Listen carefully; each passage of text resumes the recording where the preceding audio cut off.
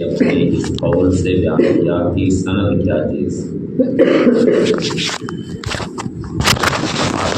وہوا فی اللغت وکذا المستند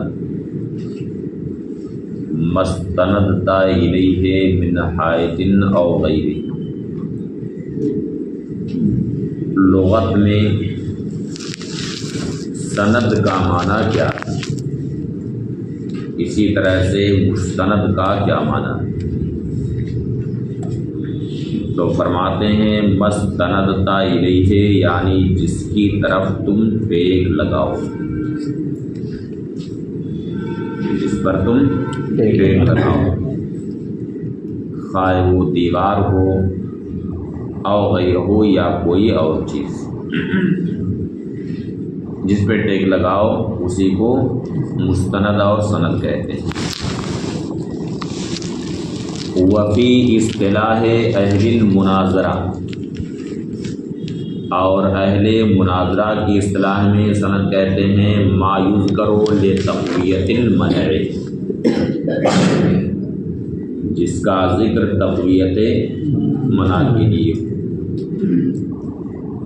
ویسمى مستندًا ایضاً، اور اس کا نام مستند بھی رکھا جاتا ہے۔ تو منع کی تقویت کے لیے جو ذکر کیا جائے اسی کو کیا کہتے ہیں؟ مستند کہتے ہیں۔ سواء کان مفیدا فی الواقع او لا، خواہ نفس الامر میں وہ سند مفید ہو یا نہ ہو، یعنی معنی میں منع کی تقویت کے لیے جو ذکر کیا ہے، اگر واقعتاً اس سے منع کو قوت مل رہی ہے تو وہ مفید ہے، تو حقیقت میں وہ سند ہے۔ اور یہ بھی ہو سکتا ہے کہ معنی اپنے گمان میں تو اسے تقویت منع کے لیے ذکر کر رہا ہے، لیکن حقیقت میں اس سے قوت نہیں مل رہی ہے منع کو، واقعی میں مفید نہیں۔ تو اس سے کوئی بحث نہیں ہے کہ واقعی مفید ہے یا نہیں ہے، بس مقصد یہ ہونا چاہیے کہ تقویت منع کے لیے اسے ذکر کیا جائے۔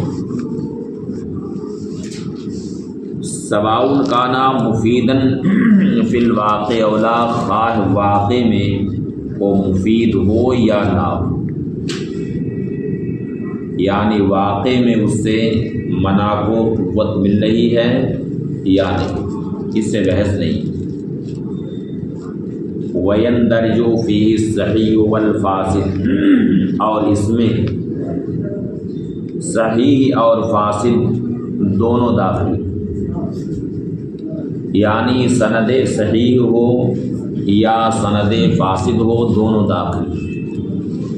تو سند صحیح کا مطلب یہ ہوتا ہے کہ معنی نے منع کی تقویت کے لیے جو ذکر کیا ہے واقع میں بھی اس سے تقویت مل رہی ہو تو یہ سند صحیح، اور اگر واقع میں تقویت اس سے نہیں مل رہی ہے تو یہ سند فاسد۔ وَيَنْدَرِجُ فِيهِ الصَّحِيحُ وَالْفَاسِدُ، اور اس میں صحیح اور فاسد دونوں داخل۔ والاول انما یکون اخص او مساویا لنقیض المقدمۃ الممنوعہ، اور پہلی قسم یعنی سند صحیح،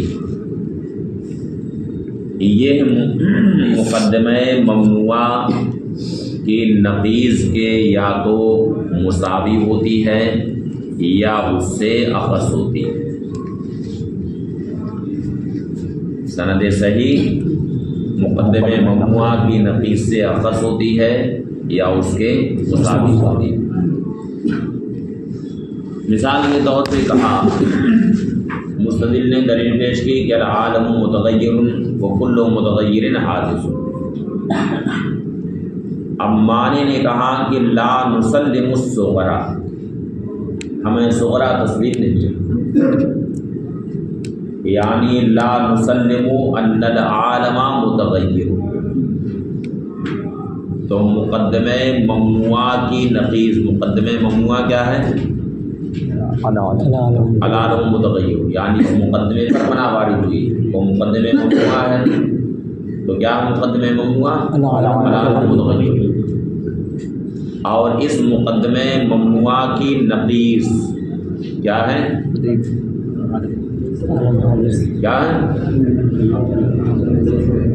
نہیں پتا ہے، العالم متغیر کی نقیض کا پتا نہیں، العالم لیس بمتغیر،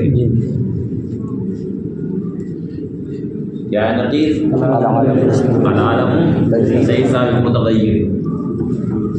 اب معنی نے کہا کہ لا نسلم الصغر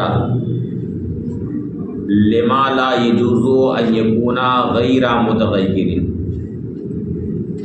ہم صغرا تسلیم نہیں کرتے، ایسا کیوں نہیں ممکن ہے کہ وہ کیا ہو؟ غیر متغیر۔ تو مقدمہ ممنوع کی نقیض ہے لیسا بمتغیر،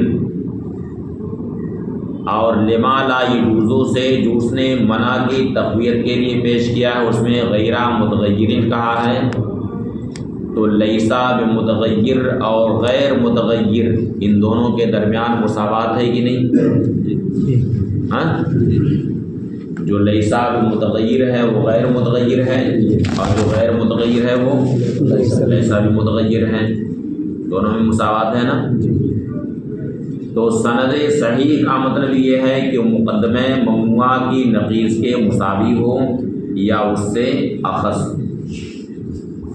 اس لیے کہ جب اخص ثابت ہو جائے گا تو عام اسی کے ضمن میں ثابت ہو جائے گا، سمجھ گئے؟ والاول انما یکون اخص او مساویا لنقیض المقدمۃ الممنوعہ، اور پہلی قسم یعنی سند صحیح مقدمہ ممنوع کی نقیض سے اخص ہوگی یا اس کے مساوی ہوگی۔ والثانی،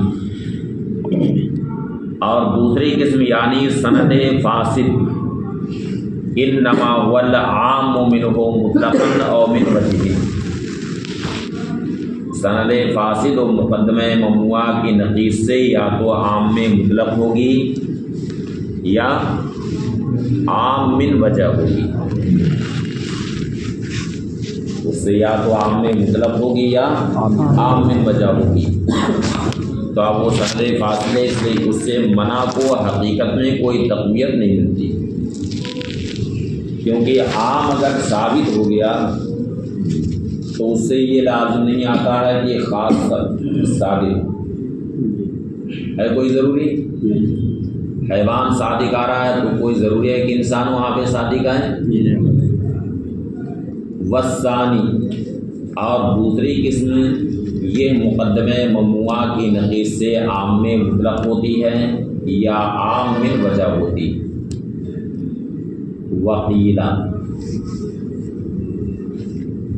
اب یہاں سے کہتے ہیں کہ بعض لوگوں نے یہ کہا کہ سند عام یہ حقیقت میں وہ سند ہے ہی نہیں جو اصطلاح مناظرہ میں سند کہی جاتی،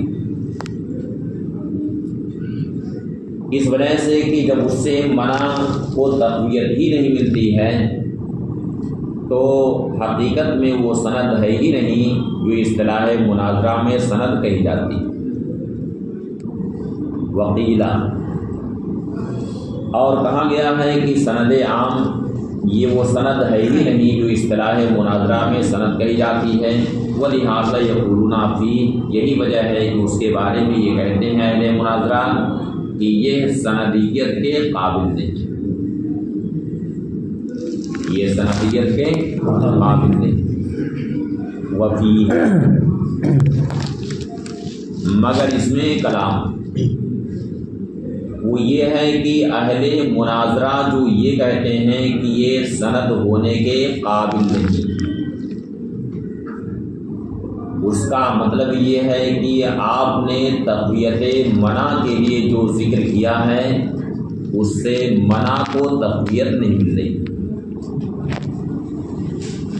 اہل مناظرہ جو سند عام کو یہ کہتے ہیں کہ سندیت کے قابل نہیں، اس کا مطلب یہ ہے کہ تقویت منع کے لیے آپ نے جو ذکر کیا ہے اس سے تقویت کا فائدہ نہیں ہو رہا، اس سے منع کو قوت نہیں مل رہی،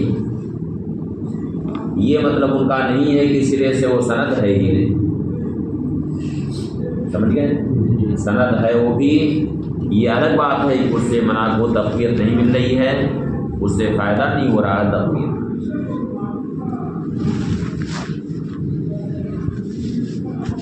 وقیلا، اور کہا گیا ہے کہ سند عام یہ سند مصطلح نہیں ہے، یعنی وہ سند نہیں ہے جو اصطلاح مناظرہ میں بولی جاتی ہے، ولہذا یقولون فی، اسی وجہ سے اس کے بارے میں اہل مناظرہ کہتے ہیں کہ یہ سندیت کے قابل نہیں، وفی ہے، اور اس میں کلام یہ ہے کہ اہل مناظرہ جو یہ کہتے ہیں کہ سندیت کے قابل نہیں، اس کا معنی یہ ہے کہ انا ما ذکرت للتقویت لیس بمفید لہا، کہ تقویت منع کے لیے آپ نے جو ذکر کیا ہے وہ تقویت کے لیے مفید نہیں، وہ تقویت کے لیے مفید نہیں ہے۔ لا انہ لیس بسند، اس کا یہ معنی نہیں ہے کہ اس سرے سے سند ہے ہی نہیں، سمجھ گئے؟ جیسے آپ ہی لوگ ہیں تقویت کے لیے بہت ساری دواؤں کا استعمال کرتے ہوں گے، ہاں کرتے ہیں کہ نہیں؟ یہ مقوی دماغ ہے، یہ فلاں چیز کے لیے مقوی ہے، کرتے ہیں کہ نہیں؟ تقویت کے لیے بہت ساری چیزوں کا استعمال کرتے ہیں،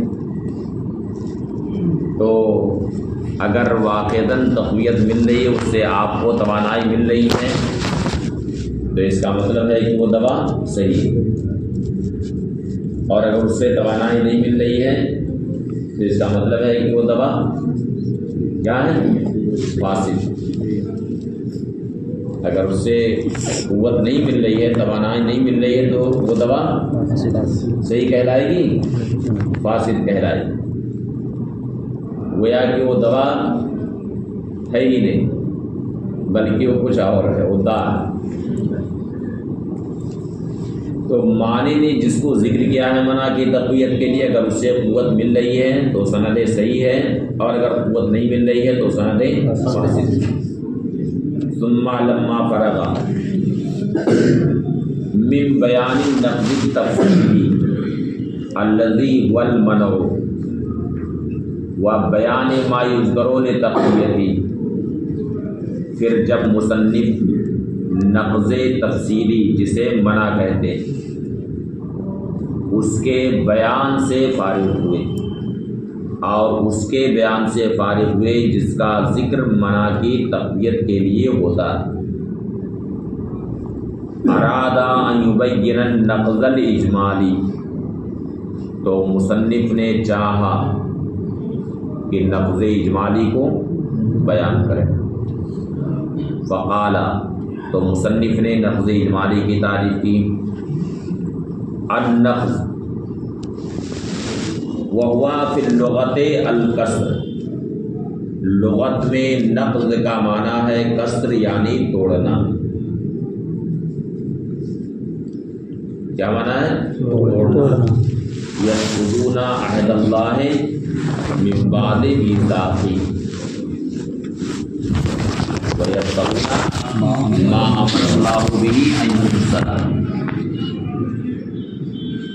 تو ینقضون عہد اللہ یعنی وہ اللہ کے عہد کو توڑتے، تو لغت میں نقض کا معنی کیا ہے؟ کسر یعنی توڑنا۔ وفی اصطلاح النظار، اور اہل مناظرہ کی اصطلاح میں نقض کہتے ہیں ابطال الدلیل، دلیل کو باطل کرنا۔ کس کی دلیل باطل کرنا؟ اے دلیل المعلل، یعنی معلل کی دلیل کو باطل کرے. مدعی نے اپنے دعویٰ کو ثابت کرنے کے لیے جو دلیل پیش کی ہے تو اب اسے معلل کہا جائے گا، تو اب اس کی دلیل کو باطل کرے. بعد تمام ہی، اس دلیل کے مکمل ہو جانے کے بعد. یہ نہیں ہے کہ بیچ میں کود پڑے، بلکہ دلیل جب مکمل ہو جائے تب اسے باطل کرے. کیونکہ بیچ میں اگر کود رہا ہے تو اس کا مطلب ہے کہ اس کا مقصد اظہار ثواب نہیں ہے بلکہ کوئی اور مقصد ہے، اسی لیے بیچ بیچ میں ڈسٹرب کر رہا ہے اسے. بعد تمام ہی، دلیل کے مکمل ہو جانے کے بعد، متمسکن بشاہد، کسی ایسے شاہد سے تمسک کرتے ہوئے جو اس بات پر دلالت کرے کہ وہ دلیل استدلال کے قابل نہیں. کسی ایسے شاہد سے تمسک کرتے ہوئے جو اس بات پر دلالت کرے کہ وہ دلیل استدلال کے قابل نہیں. اب استدلال کے قابل کیوں نہیں ہے؟ تو اس کی دو وجہ ہو سکتی ہے. یا تو یہ ہے کہ وہ کسی فساد کو مستلزم ہے، کسی فساد کو مستلزم ہے، یا اس وجہ سے کہ وہ اپنے مدلول سے متخلف، یعنی دعویٰ کچھ اور ہے اور دلیل کچھ اور ہے. دعویٰ کچھ اور ہے اور دلیل کچھ اور ہے. وہ ہوا، اور یہ یعنی استدلال کے قابل نہ ہونا، استلزامہ فساد ما، وہ اس وجہ سے ہے کہ وہ کسی فساد کو مستلزم. عام من یکون تخلف المدلول عن الدلیل، عام ازی کی مدلول دلیل سے متخلف ہو. مدلول کا دلیل سے متخلف ہونے کا مطلب کیا ہے کہ بے یوجد الدلیل فی موضع، کہ کسی جگہ دلیل پائی جائے ولم یوجد المدلول فی، اور وہاں پہ مدلول نہ پایا جائے. او فسادن آخر، یا کسی دوسرے فساد کو مستلزم ہو، مثلاً مدلول کے تحقق کی تقدیر پر کوئی محال لازم آئے. کہ مدلول اگر ثابت ہو تو کیا لازم آئے گا؟ محال لازم آئے گا. یعنی ناقض یہ کہے گا کہ اگر آپ کی دلیل سے مدلول ثابت ہو رہا ہے تو اس پر یہ محال لازم آتا ہے. سمجھ گئے؟ پہلے تو یہ کہے گا کہ آپ کا دعویٰ تو کچھ اور ہے، دلیل کچھ اور ہے، دونوں میں مطابقت نہیں، دونوں ایک دوسرے سے متخلف ہیں، دونوں ایک دوسرے کا ساتھ چھوڑ رہے ہیں. اور اگر ہم یہ تسلیم کر لیں کہ آپ کی دلیل سے دعویٰ ثابت ہو رہا ہے تو اس پر محال لازم آئے گا. سمجھ گئے؟ او فسادن آخر، یا کوئی دوسرا فساد ہو، مثلاً تحقق مدلول کی تقدیر پر محال لازم آئے. وَيَتَّضِحُ ذَلِكَ مِنْ قَوْلِهِ، اور یہ بات مصنف کے اس قول سے واضح ہو رہی. وَفُصِّلَ أَيْ النَّقْض، اور اس کی تفصیل یعنی نقض کی تفصیل کی گئی ہے دعوی تخلف سے یا لزوم محال سے. یعنی نقض کی دو صورت ہیں. ایک صورت یہ ہے کہ ناقض وہاں پہ تخلف کا دعویٰ کرے، یہ کہے کہ مدلول دلیل سے متخلف ہے، یعنی دلیل کچھ اور ہے، دعویٰ کچھ اور ہے. سمجھ گئے؟ یا وہاں پہ کوئی محال لازم آ رہا. تو پہلی صورت ہو گئی تخلف کی، جس کو عام طریقے سے آپ لوگوں نے اس لفظ سے پڑھا ہے کہ ھذا خلفن. پڑھا ہے کہ نہیں؟ کہاں پڑھا ہے ھذا خلفن؟ ہاں ہدایت الحکمت میں ہاں زیادہ اسی میں پڑھا ہے ہذا خلف، اور نہیں کہیں پڑھا ہے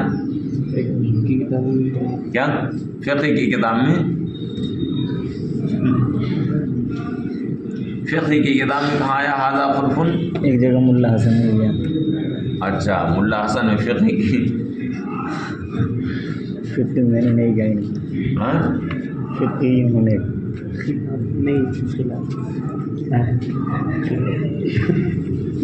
تو جو ہذا خلف کہا جاتا ہے یہ وہی تخلف ہوتا ہے، تخلف کا دعویٰ، یعنی یہ خلاف مفروض ہے، یعنی فرض تو آپ نے کچھ اور کیا ہے اور دلیل سے کچھ اور ثابت ہو رہا ہے، تو یہ دعوی تخلف. اور لزوم محال، یا وہاں پہ کوئی محال لازم آئے، مثلا یہ کہا جائے کہ اگر آپ کی دلیل سے مدلول آپ کا ثابت مان لیا جائے تو اس پر محال لازم آتا ہے، وَيُسَمَّى نَقْضًا اِجْمَالِيًّا أَيْضًا، اور اس کا نام نقض اجمالی بھی رکھا جاتا ہے، یعنی مطلق نقض بھی اسے کہا جاتا ہے اور نقض اجمالی بھی کہا جاتا ہے. یعنی کما انہ یطلق لفظ مطلق النقض المذکور، یعنی جس طرح سے مذکورہ بات پر، مذکورہ تعریف پر مطلق نقض کا لفظ بولا جاتا ہے، اسی طرح سے اس نقض کا بھی اطلاق ہوتا ہے جو اجمالی کی قید سے مقید، یعنی نقض بھی کہتے ہیں اور نقض اجمالی بھی کہتے ہیں. جیسے آپ یہ پڑھے ہیں کہ وَهَذَا مَنْقُوضٌ بِوَجْهَيْنِ، کہیں پڑھا ہے وَهَذَا مَنْقُوضٌ بِوَجْهَيْنِ، یعنی دو وجہوں سے اس پر نقض وارد ہوتا ہے. کہاں پڑھا ہے؟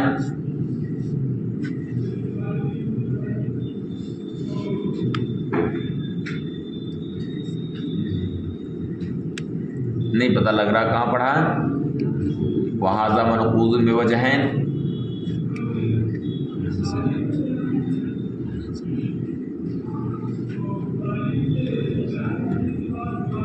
نہیں یاد آ رہا. منطق میں ہو سکتا ہے.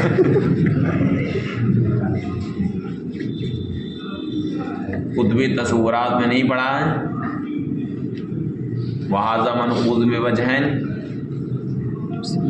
کیا سنا ہے؟ تصورات میں اس کو بھی سنا ہے خالی. چلو اب اس کو یاد کرتے رہیں. تو کہا جاتا ہے وَهَذَا مَنْقُوضٌ، یعنی یہ منقوض ہے، تو یہاں پہ خالی نقض کا لفظ بولا ہے.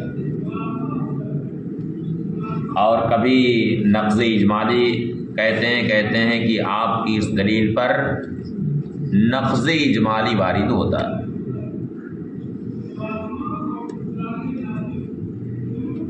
کما انہ یطلق لفظ مطلق النقض، جیسا کہ لفظ مطلق نقض بولا جاتا ہے مذکور پر، اسی طرح سے اس نقض کا بھی اطلاق ہوتا ہے جو اجمالی کی قید سے مقید، بخلاف المنع، برخلاف منع کے. فإنه لا يطلق عليه إلا مقيدا بالتفصيل، کیونکہ اس پر نقض کا اطلاق اسی وقت ہوتا ہے جبکہ تفصیلی کے ساتھ اسے مقید کیا جائے. یعنی منع پر مطلق نقض کا لفظ نہیں بولا جاتا ہے بلکہ نقض تفصیلی کہا جاتا ہے یا پھر مناقضہ کہا جاتا ہے. لیکن نقض اجمالی کا جو معنی ہے اس پر مطلق نقض کا بھی لفظ بول دیا جاتا ہے. اب شاہد کسے کہتے ہیں؟ یعنی نقض اجمالی کی تعریف میں جو یہ لفظ آیا ہے متمسکن بشاہد یدل علی عدم استحقاقہ بالاستدلال، کسی ایسے شاہد سے تمسک کرتے ہوئے جو اس بات پر دلالت کرے کہ استدلال کے قابل نہیں، تو شاہد کسے کہتے ہیں؟ تو فرماتے ہیں فالشاہد ما يدل علی فساد الدلیل، شاہد وہ ہے جو دلیل کے فساد پر دلالت کرے، یعنی اس بات کی شہادت دیتا ہے کہ اس دلیل کے اندر فساد ہے۔ اب فساد کیسا ہے یہ سب بتاتا ہے وہ شاہد، کہ تخلف والا فساد ہے یا یہ ہے کہ استلزام محال والا فساد۔ فالشاہد ما يدل علی فساد الدلیل، تو شاہد وہ ہے جو فساد دلیل پر دلالت کرے، للتخلف، تخلف کی وجہ سے، یعنی دلیل کا فساد تخلف کی وجہ سے ہو، اور استلزام ہی محالن، یا اس وجہ سے ہو کہ کسی محال کو مستلزم، بات ختم ہوئی۔ ثم علم، مصنف نے یہاں پہ لفظ اجمالی کی تعریف کی ہے، یہ ہے مصنف کی ایجاد کی ہوئی تعریف، ورنہ نقض کی جو تعریفیں مشہور ہے وہ دوسری۔ نقض کی تعریفیں مشہور ہے تخلف الحکم عن الدلیل، یعنی حکم کا دلیل سے متخلف ہونا، حکم کا دلیل سے متخلف ہونا۔ تو مصنف نے اس تعریف سے عدول کیا، اور وجہ عدول ظاہر ہے کہ نقض صرف تخلفی کے ساتھ خاص نہیں ہوتا ہے، بلکہ نقض کی ایک صورت استلزام محال کی بھی ہوتی۔ نقض صرف تخلف کے ساتھ خاص نہیں ہے، بلکہ نقض کی ایک صورت استلزام محال کی بھی ہوتی ہے۔ اس وجہ سے مصنف نے اس تعریف سے عدول کر دیا۔ پھر جان لو کہ نقض کی تعریفیں مشہور ہے تخلف الحکم یعنی دلیل، حکم کا دلیل سے متخلف ہونا۔ عدل المصنف رحمہ اللہ عنہ، تو مصنف رحمۃ اللہ تعالی علیہ نے اس سے عدول کر لیا۔ لأنه يرد، اس لیے کہ اس پر یہ اشکال وارد ہوتا ہے کہ ان النقض لا يختص بالتخلف، نقض تخلفی کے ساتھ خاص نہیں، کما عرفتہ، جیسا کہ آپ جان چکے، بلکہ نقض کی ایک صورت کیا ہے؟ کیا؟ استلزام محال کی۔